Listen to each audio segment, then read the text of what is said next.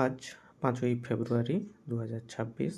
আজকে যেভাবে মার্কেটের মুভমেন্ট আশা করেছিলাম, তো মার্কেট সেইভাবে মুভমেন্ট হয়নি। অপোজিট ডিরেকশানে যাওয়ার কারণে আজকে স্টপ লস হিট হয়েছে। তো যদি আজকের চার্টটা এতটা ডাউনফল আসবে আশা করিনি, কারণ এই যে প্রথমের আজকে যে চার্টটা ছিল 675 থেকে এই যে 725, প্রথমে ফল আসার পরে এই যে 725 থেকে একবার 750 এটাতে এন্ট্রি নিয়েছিলাম, এবং ধীরে ধীরে যখন এই 675 পর্যন্ত আসে তারপরেও যে 725 পর্যন্ত একটা রিভার্স ব্যাক দেয়, তো আশা করেছিলাম এই লেভেলটা স্টে করবে, কারণ 700-র উপরে যদি অনেকক্ষণই ছিল। তো দেন আবার ধীরে ধীরে আবার যখন এই প্রিভিয়াস 675 আসে, ওখান থেকেও বাউন্স ব্যাক হবে এরকম একটা চিন্তা ছিল, কারণ এটা একটা ভালো লেভেল।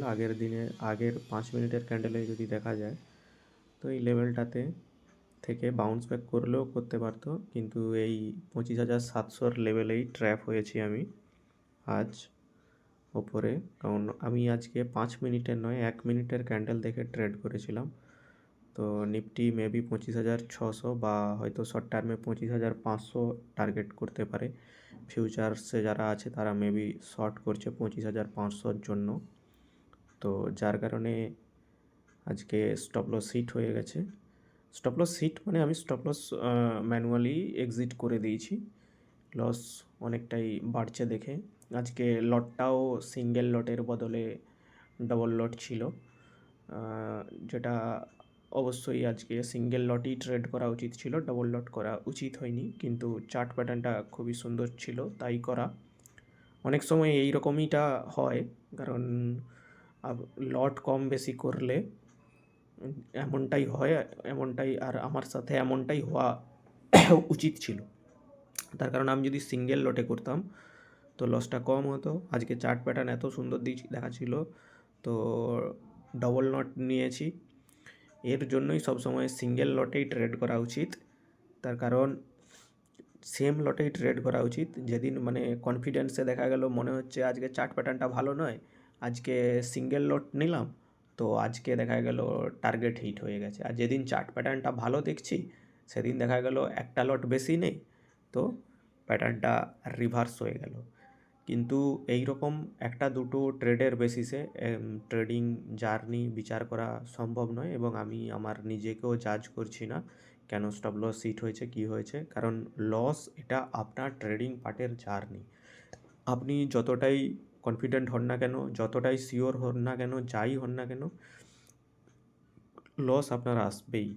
হতেও পারে এখান থেকে হয়তো রিকভার করে গেছে, কিন্তু আমি রিকভারের ওয়েট করবো না। এই যে 625 থেকে 650 পর্যন্ত আসতেই পারে, কিন্তু 650-এর কাছে যখন আসবে তো আমার স্ট্রাইক প্রাইস চেঞ্জ হয়ে যাচ্ছে। আমি 25,700-তে নিয়েছি, 750-এ নিয়েছি, তো স্ট্রাইক প্রাইসটা এখন চেঞ্জ হয়ে গেছে। এখন যদি কেউ ট্রেড করে, ধরুন সে ভাবছে ওপরে যাবে নেব, তো আমি 25,600 স্ট্রাইক নেবো, আমি 25,650-এর স্ট্রাইক নেবো, তো ওই স্ট্রাইকে আর মুভমেন্ট খুব সম্ভব নয়।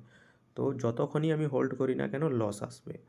তার থেকে ভালো স্টপ লস নিয়ে বেরিয়ে যাওয়া এবং নেক্সট ডে এসে আবার ট্রাই করা। এবং আজকের অর্ডার এক্সিকিউট ডিটেলসটাতেও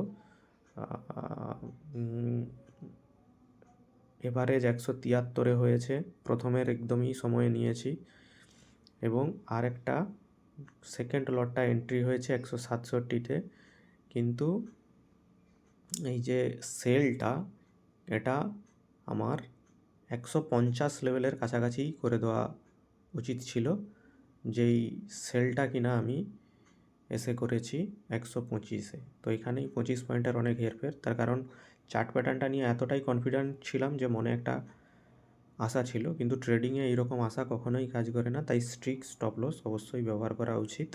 আপনারা যদি আমার থেকে সিদ্ধান্ত নিয়ে বা আমার অ্যানালাইসিস দেখে ট্রেড করার চিন্তা করেন, আমি স্টপ লস ম্যানুয়ালি এন্ট্রি করিনি বলে আপনারাও তাই করবেন না। আপনারা অবশ্যই স্টপ লস ম্যানুয়ালি 20% বা 20% ক্যাপিটালে আপনি স্টপ লস রাখুন। যখনই হিট হবে বেরিয়ে যান, কারণ ক্যাপিটাল বেঁচে থাকলে আবার নেক্সট ডে ট্রেড করা সম্ভব হবে। ধন্যবাদ।